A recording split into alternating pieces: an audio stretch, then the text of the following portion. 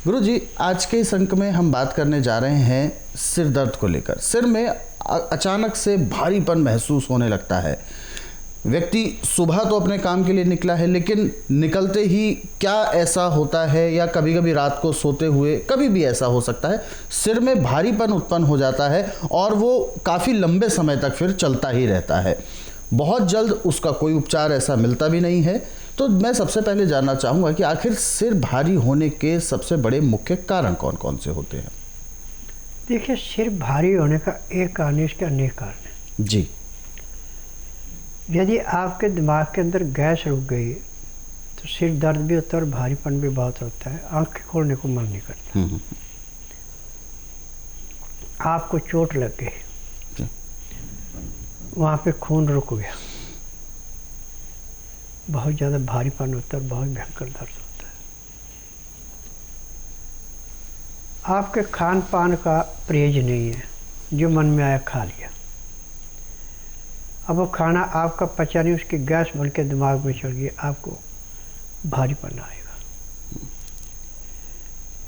परंतु इसमें भारीपन चाहे आपको किसी भी किस्म से आया है, जो अभी मैं नुस्खा आपको बताने जा रहा हूँ, यदि आप इसको ध्यानपूर्वक सुनते हैं, समझते हैं, लिख करके रखते हैं, तो नुस्खा आपको जैसे किसी को पानी में डूबते हुए को तिनका देके उसके सहारे वो बाहर आ जाता है, ऐसे वो रोग समाप्त हो जाता है। तो इसके लिए सौंठ, पीपल और काली मिर्च, ये 3 चीज़ें तो ले ले आप 10-10 ग्राम,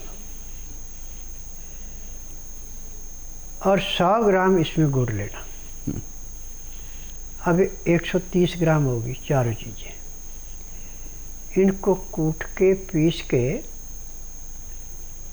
काले चने के दाने के बराबर छोटी छोटी गोलियां बना लें, और गोलियों को इनको छाया में सुखाना, धूप में नहीं सुखाना।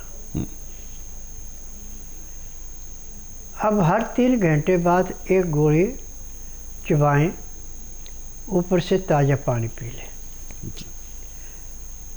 हर 3 घंटे बाद इसको करेंगे तो 1 हफ्ते में आपका चाहे कितना भी पुराने से पुराना भारीपन, सिर का दर्द समाप्त हो जाएगा, भारीपन नहीं रहेगा।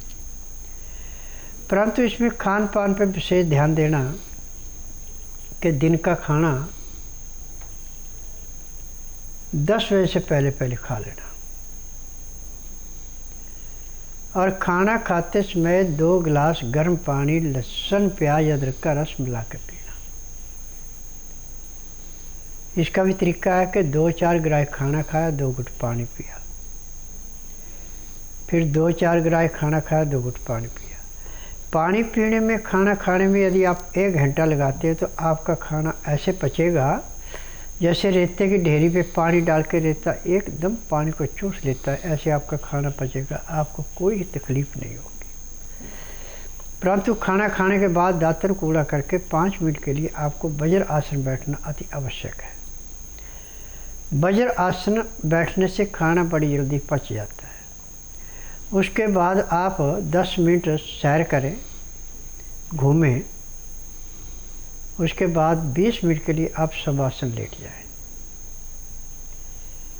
फिर 5 मिनट के लिए बाईं साइड करवट लें और 3 मिनट के लिए दाईं साइड करवट लें। उसके बाद आप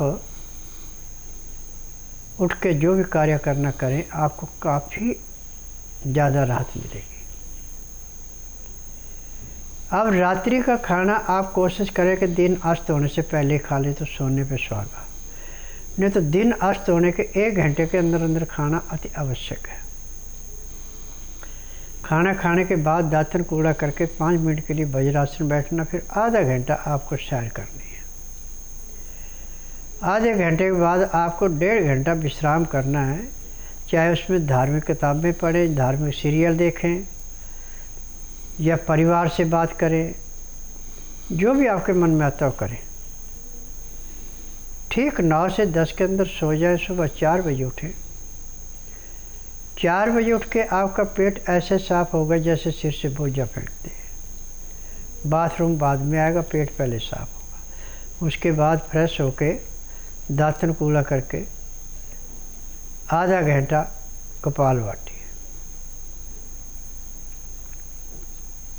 15 मिनट भस्त्रिका, 8-10 बार अग्निसार, 15-20 बार उज्जयी, 25-30 बार ब्रह्मणी, 1 घंटा लोन व्रोण करना अति आवश्यक है, तब आपको पूर्ण लाभ होगा। इस क्रिया के बाद यदि आपके पास टाइम है तो 2-2, 4-4 मिनट मंडूकासन, पवन मुक्तासन, गौमुखासन, सर्वांगासन, हलासन, शीर्षासन, इस क्रिया को यदि आप कर लेते हैं तो मैं दावे से कह सकता हूँ कि आखिरी सांस तक आपको कभी किसी डॉक्टर हकीम के पास जाने की जरूरत नहीं पड़ेगी। परंतु यदि आप लापरवाही करते हैं और खान पान पर ध्यान नहीं देते तो आपका रोग नहीं कटेगा। कौन सी चीज़ हमें माफ़ खाती, कौन सी नहीं आती, इसका भी मैं आपको एक घर में लेबॉर्ट्री का एक तरीका बताता हूँ। हमारे शरीर में भी लेबॉर्ट्री है। एक आदमी आपके पास होना चाहिए, तो यदि सूखी चीज़ है तो हाथ में लेके ऐसे दिल पे रख ले और दाएं हाथ ऐसे सीधा कर दे और खड़े हो जाए, और हाथ को टाइट रखना आपने। दूसरे आदमी को कहे मेरे हाथ को दबाओ नीचे को। यदि उसको जोर लगा के हाथ नीचे आता है तो आप उस चीज़ को खाएं, आपको कोई रोग नहीं होगा।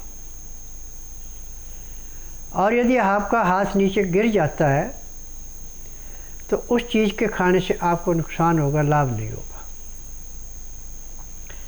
और यदि लिक्विड चीज़ है तो उसको गिलास में ले लो। अब उस गिलास को बाएं हाथ में लेके ऐसे दिल पे रख लो